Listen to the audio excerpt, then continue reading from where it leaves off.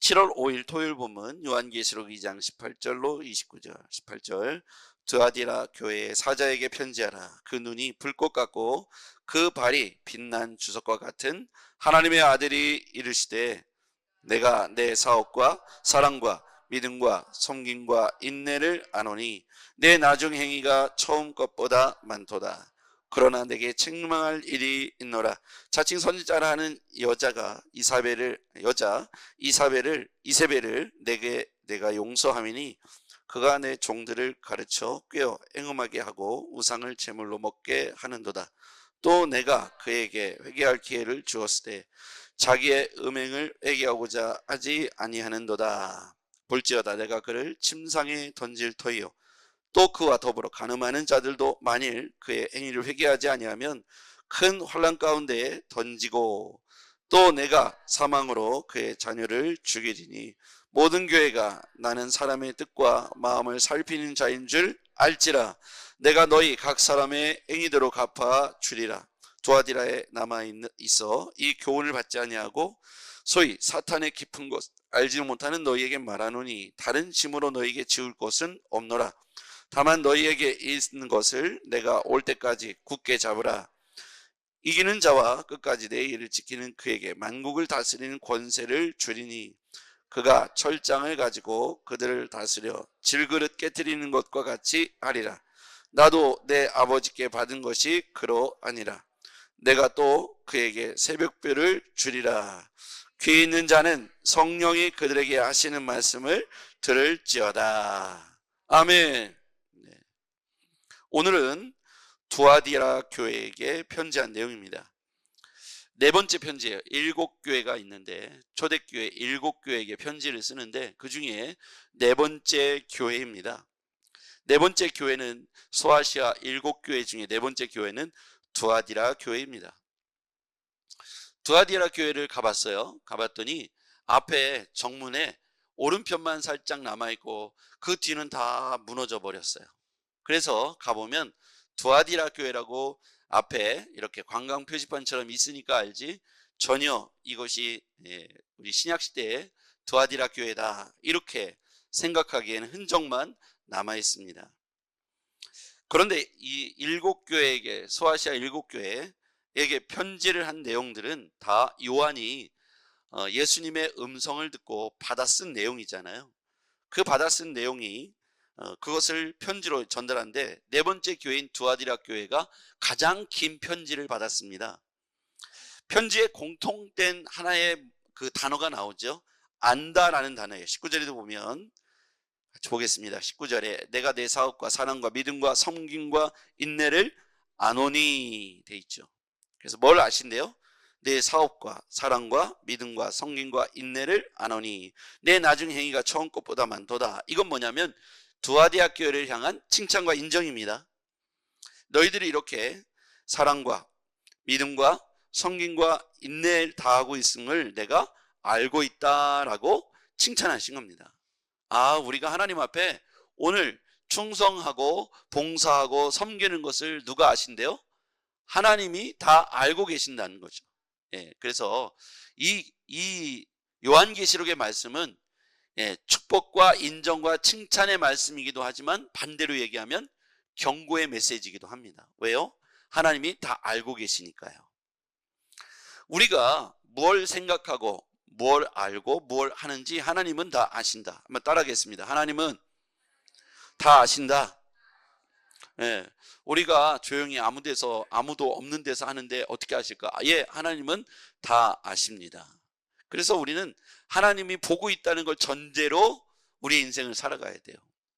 하나님이 나를 지금 보고 계신데 얼만큼 세부적으로 현미경처럼 보시냐면 내 마음의 생각도 아시고 내 머릿속의 생각도 아시고 또 내 머리털도 세신다 그랬어요. 그러니까 얼마나 아주 세밀하게 내 삶을 들여다보고 계십니까?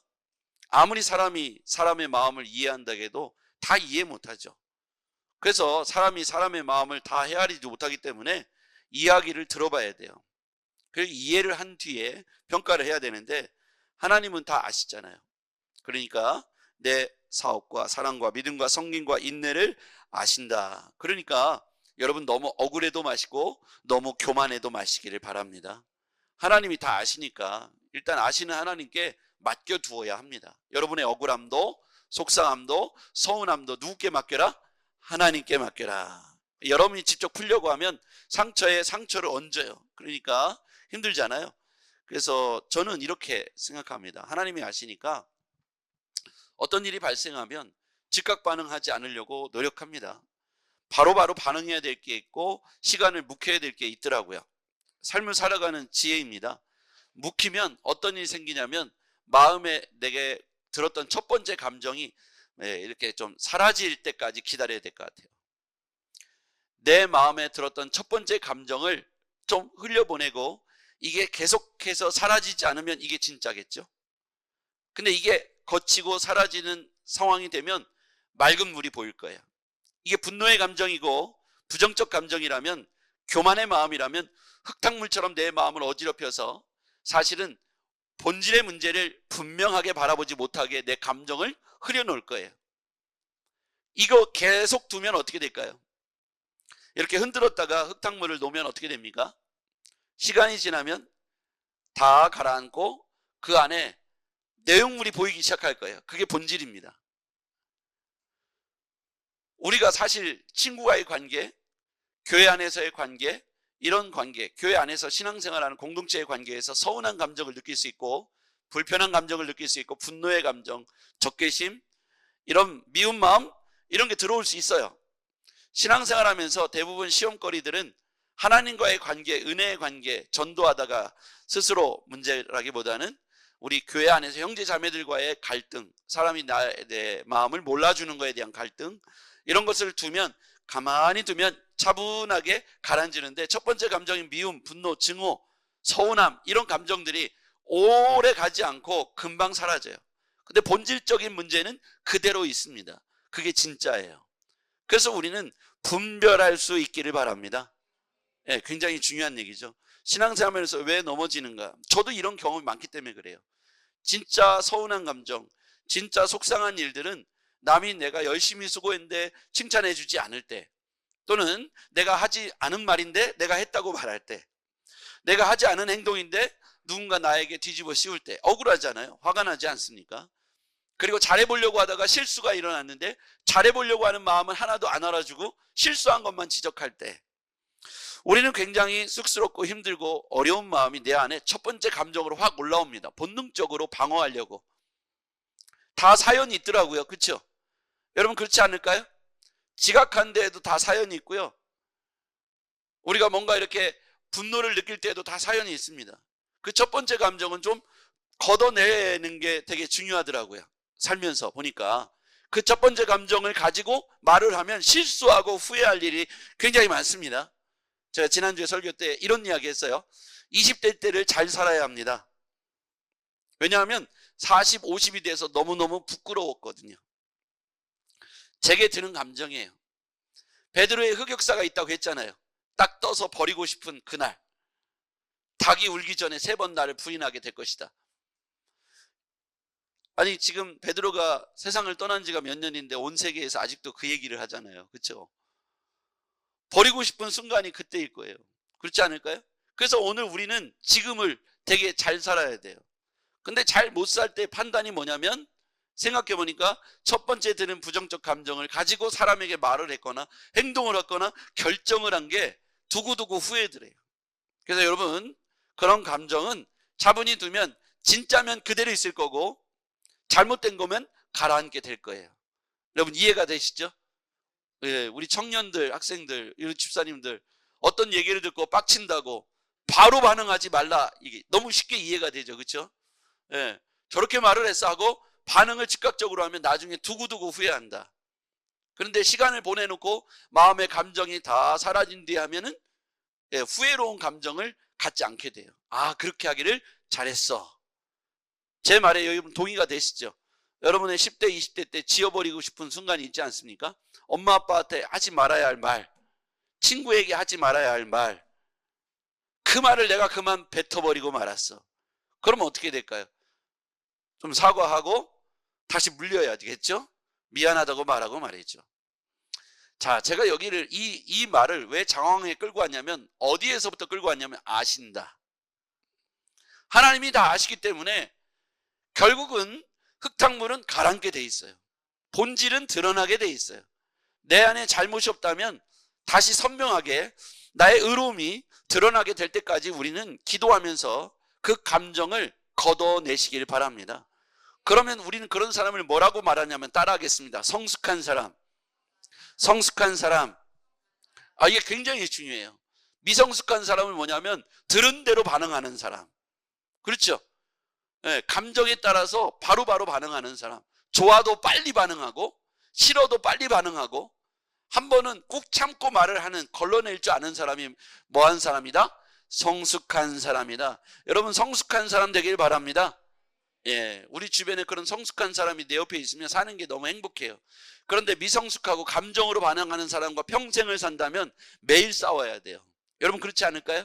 그러므로 하나님이 아시니까 하나님께 맡겨두고, 하나님과 함께 내 억울한 마음도 내려놓고 부정적인 증오의 마음도, 미움의 감정도 덜어내는 성숙한 그리스도인 되기 바랍니다. 싸움이 있는 교회들 보면요, 이 미성숙함으로 한마디 하는 게 싸움의 본질이에요. 근데 뭐 때문에 싸웠나? 본질을 흙탕물 가라앉고 일주일 뒤에 돌아보면 되게 아무것도 아니에요. 아무것도 아니에요. 그렇지 않나요? 우리가 뭐 청소할 때 갖고 싸우고요, 밥하는 것 갖고 싸우고요, 예, 뭐 별의별 게 싸움의 제목들이 많고 속상한 일이 많은데, 사실 그런 것을 다 반응하지 않으니까 우리 교회는 지금 서로 사이좋게 지내는 거죠. 여러분들은 다 성숙한 사람인 것 같아요. 근데 이제 우리 성숙한 사람들이 집에만 가면 안 성숙해지더라고. 부모님한테도 성숙해야 되는데 교회에 와서만 성숙한 채 하면 안 됩니다. 여러분이 있는 곳에서도 성숙하길 바랍니다. 자, 근데 이제 책망할 것이 있대요. 하나님이 다 아는데 책망할 게 있답니다. 20절 말씀 성경 보세요. 요한계시록 2장 20절입니다. 그러나 내게 책망할 일이 있노라. 자칭 선지자라는 여자 이세벨을 내가 용납함이니 그가 내 종들을 가르쳐 꾀어 행음하게 하고 우상의 제물을 먹게 하는도다. 이 이세벨이라는 여인 어디서 들어보지 않았나요? 이세벨 어디서 들어봤어요? 아하방의 부인이죠. 엘리야 때 아하방의 부인입니다. 이 아하방의 부인, 이 여인은 그럼 어디서 온 여인일까요? 이 아하방의 왕비 이세벨은 시돈 땅의 시돈왕 엣바알의 딸입니다. 엣바알, 바알이라는 이름 속에 힌트가 있죠. 엣바알, 시돈왕 엣바알은 원래 바알 신을 섬기는 제사장이었어요. 근데 이 사람이 자기의 왕을 시해하고 자기가 왕으로 등극해요. 낳은 딸이 이세벨입니다. 그러면 이세벨의 가능성은 뭐냐면, 이세벨은 아버지를 따라서 바알의 여선지자였을 가능성이 굉장히 높습니다. 그런데 이 엣바알의 딸 이 이세벨이 이스라엘의 유다의 아하방의 왕비로 오죠. 그때 올 때 당연히 바알신과 아세라신을 데리고 왔겠죠. 그렇죠? 그러면서 남편 아하방에게 아세라 목상과 바알의 신상을 곳곳에 세우도록 했어요. 범죄를 저지른 거죠. 하나님께서 가장 싫어하는 짓을 이 아하방과 이세벨이 한 것입니다. 여러분, 이 아세라 신과 바알의 신상을 곳곳에 세웠는데, 이 아세라 신은 우리가 알고 있어요. 이 아세라 신이 원래 헬라식의 이름은 아프로디테입니다. 신전이, 아프로디테 신전이 지금도 굉장히 많이 남아있어요. 유적이요. 그런데 로마식의 표현이 있어요. 이 아세라 신, 아프로디테에 원래 로마식의 표현이 있습니다. 우리가 잘 알고 있어요. 이게 하도 광고에서 CM송으로 많이 나와가지고 사람들이 되게 예쁘다고 생각하는데 비너스입니다. 그러니까 이게 아세라 신이에요. 그러니까 이 그리스의 신화나 그리스의 신문화는, 이 신문화는 다 우상입니다. 그런데 그 당시 얼마나 이것들이 문란하고 하나님 보시기에 책망을 받을 만한가. 이게 바로 1세기에 일어난 일들입니다. 그러니까 하나님께서 이 당시에 예수께서 부활하시고 난 이후에 일어난 사건들이에요. 여기서 보면 이세벨을 용납했다. 첫 번째 용납함이 죄를 용납하고요. 이 이세벨의 특징은 뭐냐면 이렇게 가르쳐서 종들을 꾀하여 행음하게 하고 우상의 제물을 먹게 했다. 22절 볼지어다 내가 그를 침상에 던질 터이요. 이세벨을 용납한 결과 어떤 문제가 생겼냐면 우상의 음식을 먹게 했다, 행음했다. 이 두 가지 사건이 이 침상과 관련이 있어요. 여러분, 로마 당시의 영화를 보면 왕들이 혹은 그 높은 여인들이 이렇게 뭔가 긴 의자 같은 데서 바로 앉아서 먹습니까? 어떻게? 포즈가 어때요? 누워서 먹죠. 그 누운 침상이 바로 이거예요. 침상에서 누워갖고 음식을 이렇게 누워갖고 먹은 자리가 뭐냐? 간음하는 자리예요. 그래서 침상에 던진다는 건 이 이세벨에 의해서 행음, 그러니까 여사제들과의 부적절한 성관계를 맺거나 아니면 이렇게 음식을 먹거나 하는 이 침상이 바로 이 심판의 자리로 바뀐다는 뜻입니다. 그러니까 이 요한계시에 나와 있는 그를 내가 그를 침상에 던질 것이요, 그 침상에 던질 것이요, 그와 더불어 간음하는 자들도 만일 그 행위를 회개하지 않으면 그 로한나 가운데 던질 것이다. 이 간음한 현장이 바로 이 침상이요, 우상의 제물을 먹는 자리도 이 침상이었다는 거예요. 그러니까 이세벨을 용납한 것이 얼마나 큰 죄라는 사실에 대해서 이렇게 두아디라 교회에게 편지로 책망하고 있는 겁니다. 이 이세벨을 용납했다라는 의미는 뭐냐면 그들 가운데 양다리 걸친 신앙이라는 것을 책망하고 있는 거예요. 양다리 신앙을 책망한 거예요. 죄인 줄 알면서도 그것을 들여오게 한 거예요. 아하방도 그랬고 당시에 두아디라 교회도 그랬다는 겁니다. 우상의 제물을 먹고 회개할 기회를 주었으되 음행을 회개하고자 아니하는도다. 그러니까 회개할 기회가 주어졌으면 그들이 이 침상을 치워야 되는 겁니까? 안 치워도 되는 겁니까? 회개하면서 이 침상을 두면 돼요? 안 돼요? 당연히 파괴하고 없애야 돼요. 아세라 목상, 바알의 신상들을 다 버렸어야 합니다. 그런데 아하방 당시에 이 아세라 목상과 이 바알의 신상들을 전국에 세웠던 것이 잘못인 것처럼 이 이스라엘 백성들, 특별히 이 초대교회 1세기의 신자들이 침상을 그대로 이용하고 있다. 이 말이 여전히 양다리를 거치고 있고 그 죄의 자리를 용납하고 있다. 회개한다는 건 뭐냐면 그 모든 죄의 뿌리들을 다 버리고 단절하고 잘라내는 것이 회개하는 겁니다. 여러분 잘 이해하십시오. 회개한다는 건 죄의 자리를 근원을 드러내고 그 싹을 잘라버려야 하겠습니다. 그렇지 않으면 회개가 안 되고 죄에 빠지게 되는 것이죠. 지금 전 세계는 이와 같이 우상과 또는 미혹과의 싸움입니다. 우리가 신앙을 지킬 때 교회 안에서만 있는 게 아니라 교회 밖을 벗어나서 우리가 사는 바운더리가 세상이지 않습니까? 세상에 나갔을 때 분별하지 않으면 이게 무슨 의미인지를 모르면 우리도 죄를 용납하게 된다는 거예요. 죄가 우리 속에 들어오는 걸 허용하지 말아야 하겠습니다.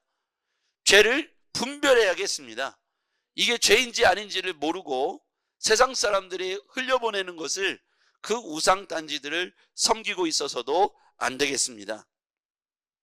비너스 같은 것이 우리가 알고 있는 아세라 목상, 아세라 신이었다는 사실을 우리는 잘 모르죠.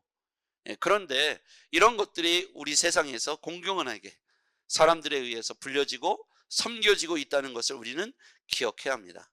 유럽의 헬라 문화가 이런 신전 문화에서 비롯돼서 이것이 유럽 전역에 혹은 아시아까지 미국 대륙까지 이렇게 번져서 많은 사람들 손에 들려 있거나 이게 우상인 줄 모르고 사람들의 입에서 옮겨지고 있는 것들도 있다는 거예요. 그래서 우리는 잘 분별해야겠습니다. 하나님께서 이것을 회개하지 않으면 던져버리겠다, 심판하겠다고 말씀하시죠. 24절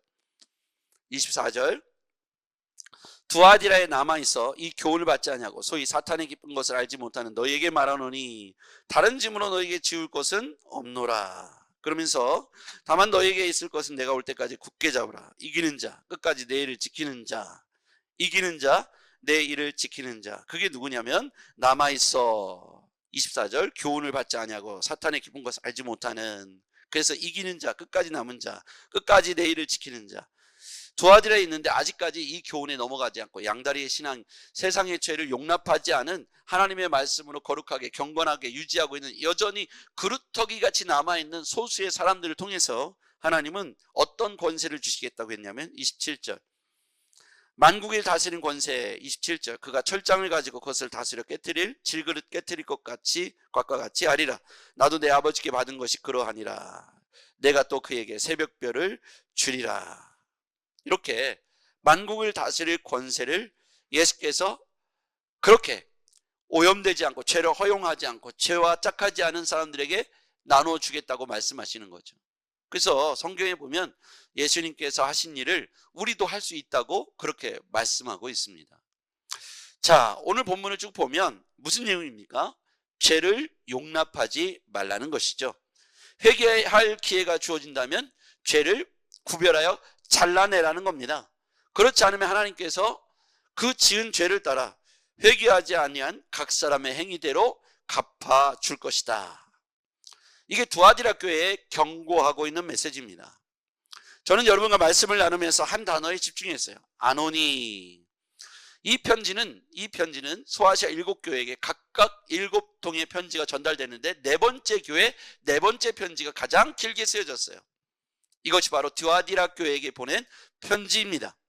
요한이 예수 그리스도의 음성을 듣고 감동으로 받아 쓴 편지가 바로 이 두아디라에게 보낸 편지입니다. 이 내용의 핵심은 알고 있다는 거예요. 너희들의 인내와 믿음과 사랑과 수고에 대해서 알고 있다. 그러나 책망할 게 있는데 너희들이 이세벨의 사상과 이세벨을 용납했다. 그 이세벨은 뭐냐? 이것도 저것도 아세라 바알도 다 백성들에게 데리고 와서 행음하게 하고 우상의 제물을 먹게 하면서 이스라엘 백성들을 유린하고 영적으로 혼탁케 하고 두 가지 양다리 신앙을 혼합주의로 걸치도록 했던 게 바로 이세벨주의입니다. 그래서 여호수아는 가나안의 신전 문화 앞에서 이렇게 표현하죠. 너희들이 오늘날 섬길 자를 택하라. 나와 내 가족은 여호와만을 섬기겠노라. 여기에 보면 죄를 용납하고 하나하나 스며드는 것이 바로 이세벨주의입니다. 두 개를 다 같이 동시에 섬기라고 유혹하고 있습니다. 그게 죄인지 전혀 알지 못하게 슬며시 비너스와 같이 우리의 삶으로 다가왔어요. 그러면서 하나님과 우상을 동시에 공존하게 만들었다는 것이죠. 혼합주의죠. 우상의 제물을 주면서 먹고 마시라. 그러면서 양쪽을 다 섬기는 거에 대해서 괜찮다고 관용하도록 종교 혼합주의를 넣어준 거예요. 조금씩 죄로 물들여 갑니다. 결국 어떻게 될까요? 궁극적으로 사단이 원하는 것은 우리의 죄가 우리의 삶을 주관하고 꽉 붙들어서 결국 우리의 영혼까지 피폐하고 하나님을 부인하게 하는 그런 범죄에 이르기까지 우리를 물들어 죄로 조금씩 잠식해 오는 것이죠. 이게 이세벨주의입니다. 처음부터 하나님을 거절하는 것이 아니라 양다리 혼합주의로 다가온다는 것이죠. 우리는 잘 기억해야 합니다. 이 양다리 혼합주의를 경계하고 이겨내시길 바랍니다. 그래서 죄를 분별해야 합니다. 이게 죄인가 분별해야 되고요. 죄를 용납하지 말아야 합니다. 죄가 우리 가운데 들어온 것이 있거든 잘라내야 합니다. 행위대로 갚으신다고 했으니까요. 그 우리 안에 잘못된 종교 혼합주의나 잘못된 우상숭배나 하나님 말씀과 관계없는 전통이나 잘못된 가르침들은 단호하게 우리 삶에서 우리 신앙생활에서 잘라내야 합니다. 그러면 여러분들은 그 기준을 어디서 봐야 될까요? 성경입니다. 성경 외에 우리에게 또 다른 가르침이 없습니다. 개인적으로 뭘 봤다, 뭘 음성을 들었다 하는 건 개인적인 거예요. 그 사람에게 관한 거예요. 그러나 공적으로 우리는 분명한 텍스트가 있습니다. 그게 성경입니다. 성경이 우리에게 말하고 있는 것에 이론의 여지가 없습니다. 2000년 동안 이 성경은 모든 이들의 손에 들려서 거부와 인정과 검증을 마친 책이 바로 성경입니다. 성경이 가짜라고 하면 지금 우리 손에 남아있지 않겠죠. 한 세기도 못 버텨요.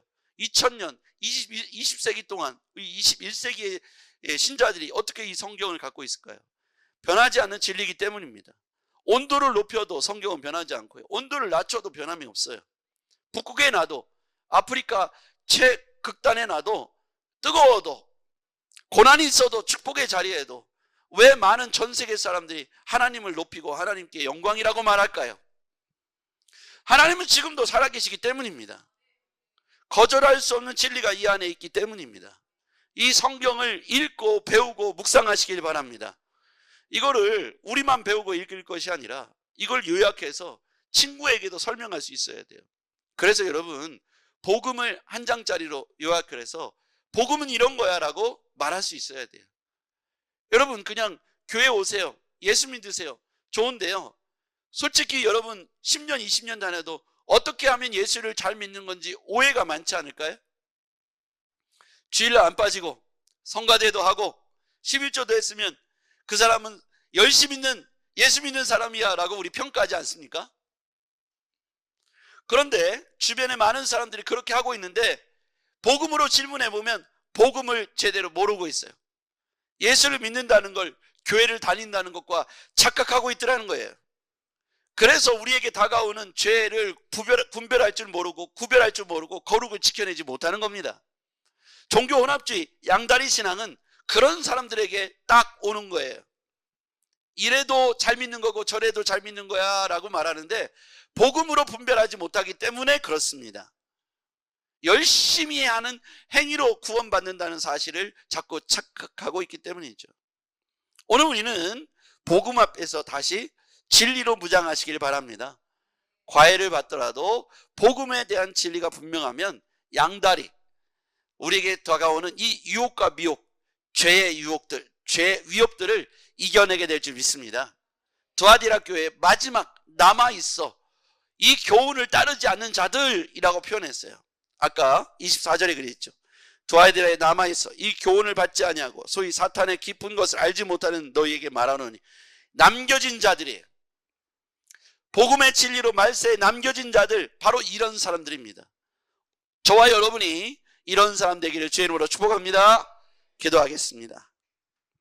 전능하신 아버지 하나님, 복음으로 무장하고 복음으로 오염되지 않으며 진리편에 서 있는 우리가 되게 하여 주시옵소서. 예수님의 이름으로 기도합나이다. 아멘.